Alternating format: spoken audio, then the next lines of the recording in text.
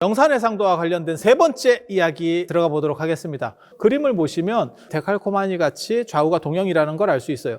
좌우 동형을 만듦으로 인해서 가운데의 시선을 더 모을 수 있게 된다라고 하는 거 한 가지가 있고, 대칭을 이룬다는 의미는 전부 짝수고 부처님만 홀수가 됩니다. 그래서 홀수를 기수라고 해서 예전에는 홀수는 중요한 거를 상징하는 거예요. 그래서 존상을 모실 때도 한 분을 모시거나 그 다음에 세 분을 모시거나 그 나머지는 우수라고 해서 짝수로 배치가 되고, 그런 것도 구조를 짤 때 이미 맞춰놨다, 이렇게 보시면 되겠습니다.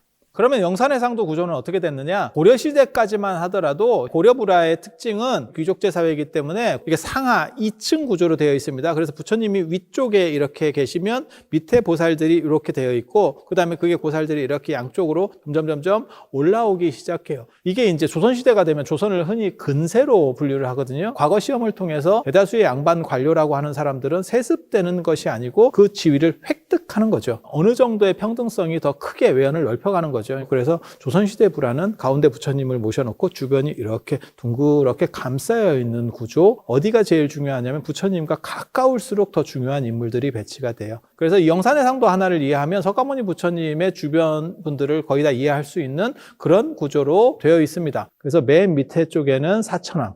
원래 사천왕은 인도 신화에 의하면 전 우주의 중앙에 수미산이라는 그 산이 있고, 동서남북 네 군데의 사천왕이 이렇게 관리를 한다. 동방지국천왕, 남방증장천왕, 서방광목천왕, 북방 비사문천왕, 이렇게 네 분인데 그냥 우리식으로 생각하면 방위신이라고 생각을 하면 돼요. 그런데 이제 문제가 되는 거는 동서남북에 있다 보니까 주인공을 가리는 문제가 존재하는 거예요. 예를 들어서 부처님이 남쪽을 보고 계시면 여기 앞쪽에 이렇게 가리게 되는 거죠. 그렇다 보니까 어른 앞에 함부로 설 수 없다라는 게 동아시아의 전통 문화거든요. 그리고 뒤에 측면에는 쓸 수 있지만 정 뒤쪽에는 설 수가 없어요. 그래서 양옆으로 사천왕을 이렇게 배치를 한 거예요.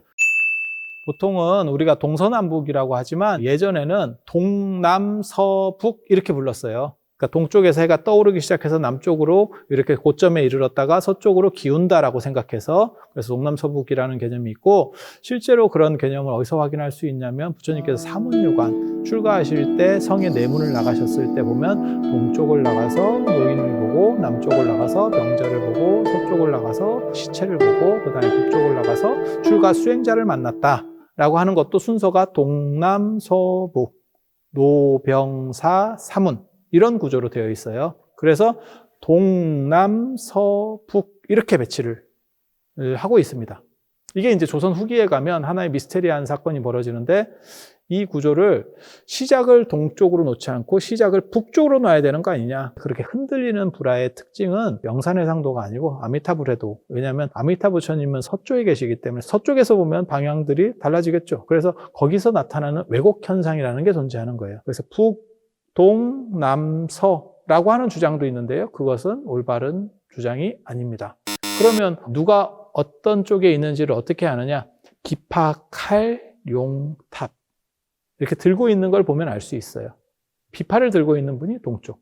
동남서북, 비파, 칼, 용, 탑. 동남서북, 비파, 칼, 용, 탑. 동남서북, 비파, 칼, 용, 탑. 그리고 이건 신들의 왕이기 때문에 무진장 큰 키를 가지고 있다라고 이해하시면 돼요. 그러니까 인간하고 비교할 수 있는 크기가 아니에요. 그런데 실제로 이 영산해상도 속에서의 사천왕은 보살님들보다도 작습니다. 부처님보다는 아주 작고요. 사천왕의 위계는 보살이나 부처님 제자보다도 떨어지는 거예요. 그 이유는 무게 비중을 통해서 크기를 재조정해놨기 때문에 그래요. 그리고 사천왕의 특징, 왕인데 왜 무복을 하고 있느냐라고 하는 것도 생각을 해봐야 돼요. 왕이 무복할 일이 뭐가 있겠어요. 하지만 인도 신화에서 이 사천왕이 등장할 때는 실제로 임금들이 맨 앞에 나가서 전투에 참여하는 시절이에요. 그러면 왜 사천왕이 지금 문복 형태를 하지 않고 무복 형태를 하고 있느냐? 이것은 전쟁터에 나가고 있다. 이 태화는 성역이기 때문에 적극적으로 침투해 오는 적들을 물리치겠다. 삿된 놈들은 절대 들어올 수 없다라고 하는 상징적 의미를 내포하고 있다고 생각하시면 되겠습니다.